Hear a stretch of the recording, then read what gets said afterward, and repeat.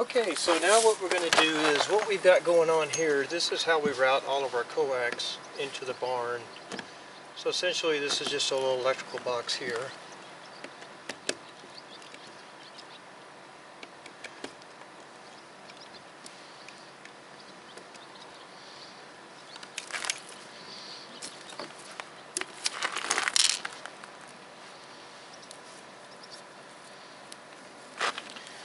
So what I'm going to do is I'm going to take the coax,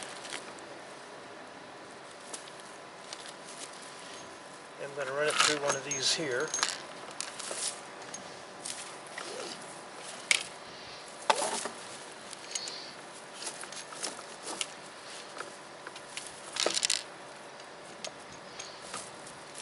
Basically what we did, we cut about a 4-inch hole into the metal barn, and we ran a PVC pipe through it, and then we got our ground strap here, so that's what's going on there.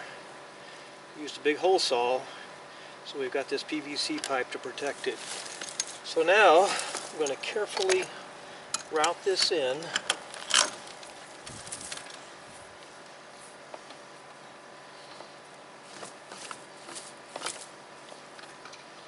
So we got to be real careful. We don't want to really put any major stress on the cable.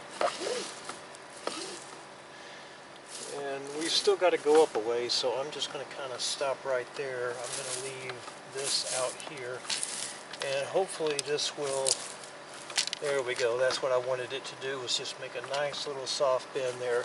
I think I've got enough coax to go up to the top. I'm going to pull just a little bit more back. It's always easier to wrap it up out here. This is outdoor rated. Okay, so now that looks good. Next thing I'm going to do, take our little towel, shove this back up into here.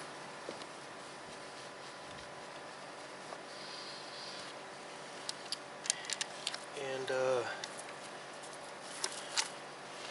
I don't know if you can read that, but my dad and I did this back in October 2020. Ki5JUF and he's K5EHL. So we did this kind of little, anyway, little history there for the station. Anyway, we got all this put in now, looking good, looking good. Now we're going to go ahead and put this back on. We got this box at Lowe's, is what we did, and we bought the electrical connections at Lowe's.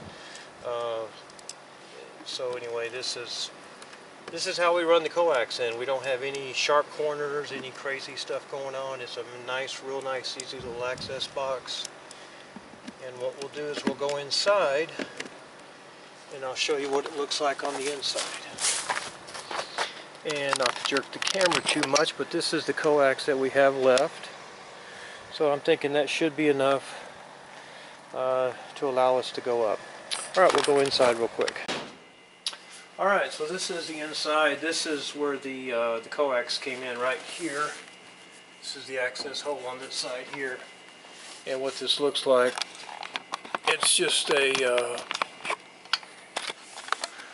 that's where the other side of the coax or the PVC pipe is. So what we'll do next is, all we're going to do now is we're just going to take this coax here, and I'm going to just run it around the back.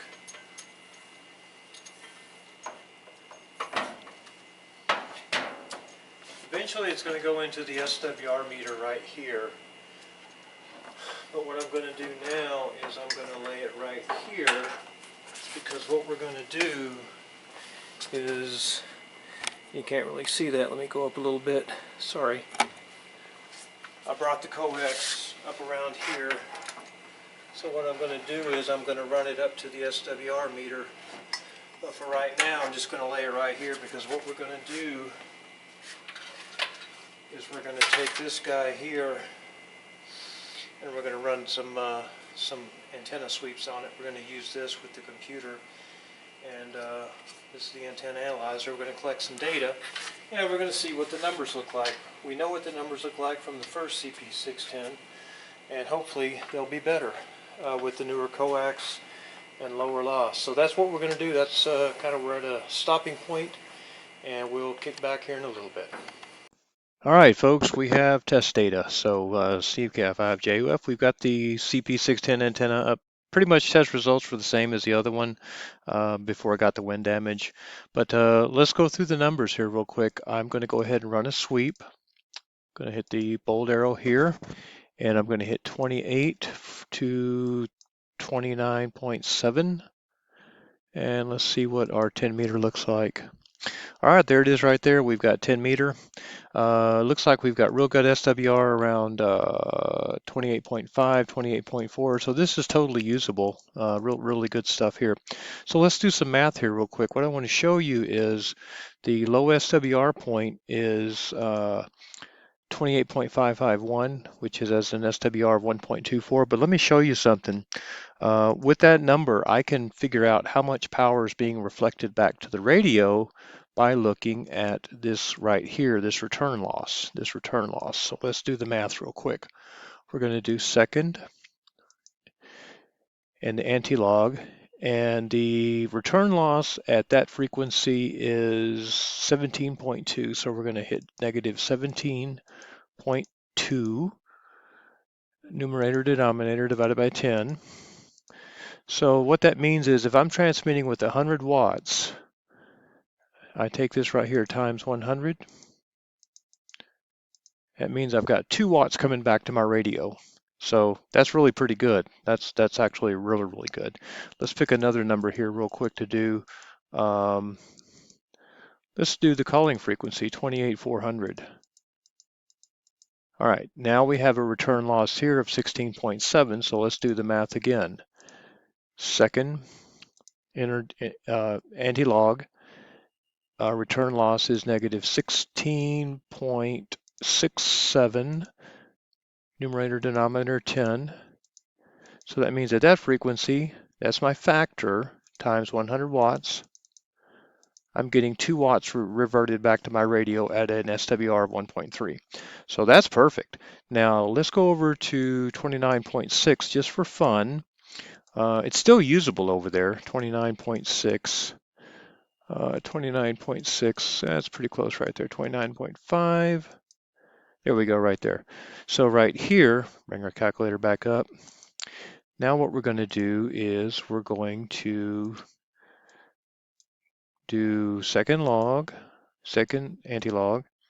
Our return loss here is 9.4, negative 9.4, numerator denominator over 10 here. So if I'm multiplying 100 watts times 100, now I'm getting 12 watts reflected back to my radio with an SWR of 2.0. So that's okay. I can still use it. Still fully usable. Unfortunately, on 6 meter, I'll do 6 meter real quick. It's the problem I have is I've got a metal barn, and this antenna don't like metal barns, and the SWR on the 6 meter is pretty bad. Horrible. All right, let me shut this down. I'm going to pause the video, then we're going to launch Wind Suite 4 and let you listen to the radio.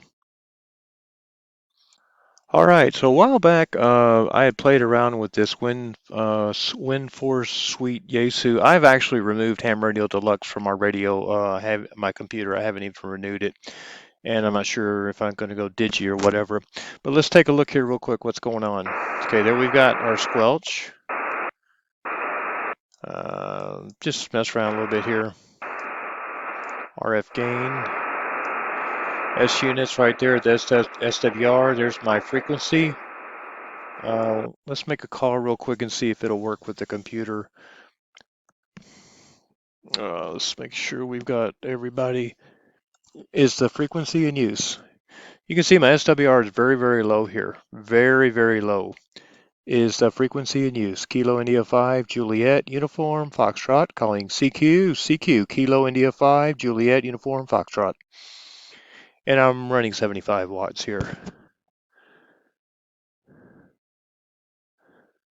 Okay, well, nothing going on there. So, okay, well, that's it. I will wrap this up. May run a quick video in front of the radio. Everything else looks good. Let's see what else we got going on. Anything else over here? right now. Nope, that looks good. That's the data, and we'll do some more videos. I just want to run some numbers by you real quick. Thanks a lot for